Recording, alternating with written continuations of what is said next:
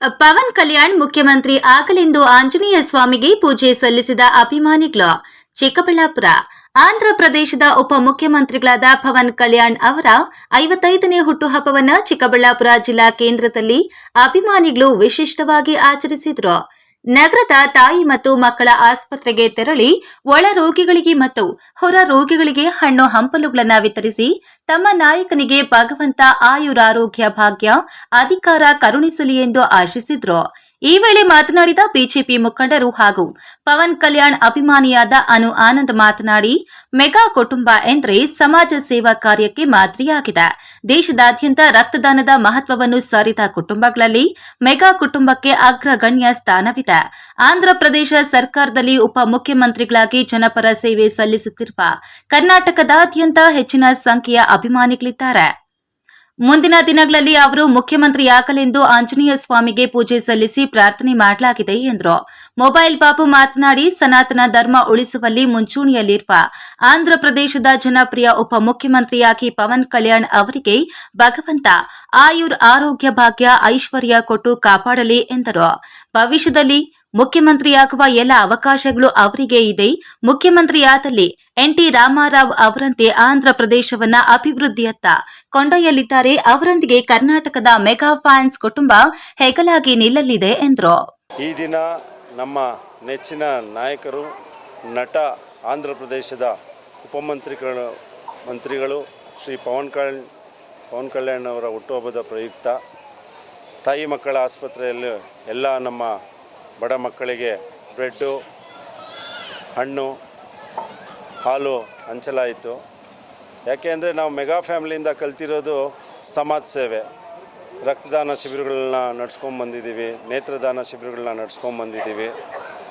55ನೇ ಹುಟ್ಟುಹಬ್ಬದ ಪ್ರಯುಕ್ತ ಶ್ರೀ ಆಂಜನೇಯ ಸ್ವಾಮಿ ದೇವಸ್ಥಾನದಲ್ಲಿ ಪೂಜೆ ಎಲ್ಲ ಮಾಡಿಸಿ ಆ ಭಗವಂತ ಮುಂದಿನ ಬಾರಿ ಅವ್ರನ್ನ CM ಆಗಿ ಮಾಡಲಿ ಅಂತ ಹೇಳ್ಬಿಟ್ಟೇನೆ ಆ ದೇವರಲ್ಲಿ ಪ್ರಾರ್ಥನೆ ಮಾಡ್ತಾಯಿದ್ವಿ. ಈ ದಿನ ನಮ್ಮ ನೆಚ್ಚಿನ ನಾಯಕರು, ಆಂಧ್ರ ಪ್ರದೇಶದ ಉಪಮುಖ್ಯಮಂತ್ರಿಗಳು, ಜನಸೇನಾ ಪಾರ್ಟಿಯ ಸಂಸ್ಥಾಪಕರು ಆದಂಥ ಪವನ್ ಕಲ್ಯಾಣನವರ ಇವತ್ತು 55ನೇ ವರ್ಷದ ಹುಟ್ಟುಹಬ್ಬದ ಶುಭಾಶಯಗಳು.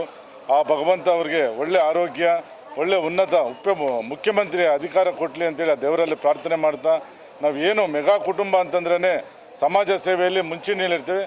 ನಾವು ಯಾರದೇ ಒಬ್ಬನ ನಮ್ಮ ಮೆಗಾ ಅಭಿಮಾನಿ ಕುಟುಂಬದವರ ಒಂದು ಬರ್ತ್ಡೇ ಮಾಡಿದಾಗ ಅರ್ಥಪೂರ್ಣವಾಗಿ ಮಾಡ್ತೀವಿ. ಯಾಕೆ ಅಂತಂದರೆ ನಮಗೆ ಅವ್ರು ಕಲಿಸ್ಕೊಟ್ಟಿರ್ತಕ್ಕಂಥ ನಡೆ, ನಮ್ಮ ಮೆಗಾಸ್ಟಾರ್ ಚಿರಂಜೀವಿ ಇರ್ಬೋದು, ನಮ್ಮ ಪವನ್ ಕಲ್ಯಾಣ್ ಆಗಿರ್ಬೋದು, ಸಮಾಜ ಸೇವೆ ಏನೇ ಮಾಡಿದ್ರು ನೀವು ಸಮಾಜ ಸೇವೆ ಮಾಡಬೇಕು ಅನ್ನೋದೇ ಅವರೆಲ್ಲ ಗುರಿ.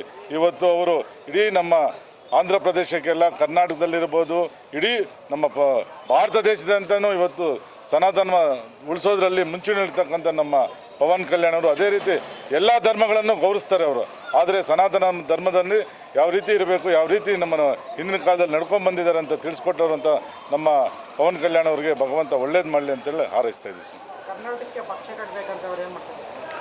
ಸರ್. ಅವರು ಕರ್ನಾಟಕ ಅಂತಂದರೆ ಅಭಿಮಾನ. ನೋಡಿ, ಮೊನ್ನೆ ವೈಜಾಗಲ್ಲಿ ಫಂಕ್ಷನ್ ಆಡಿದಾಗ ನಮ್ಮ ಕರ್ನಾಟಕದ ಒಂದು ಶಾಲ್ವ್ ಹಾಕ್ಕೊಂಡು ಅವರು ನೋಡಿದ್ರು. ಯಾಕೆಂದರೆ ಕರ್ನಾಟಕ ಅಂದರೆ ಅಷ್ಟೇ ಅಭಿಮಾನಿ.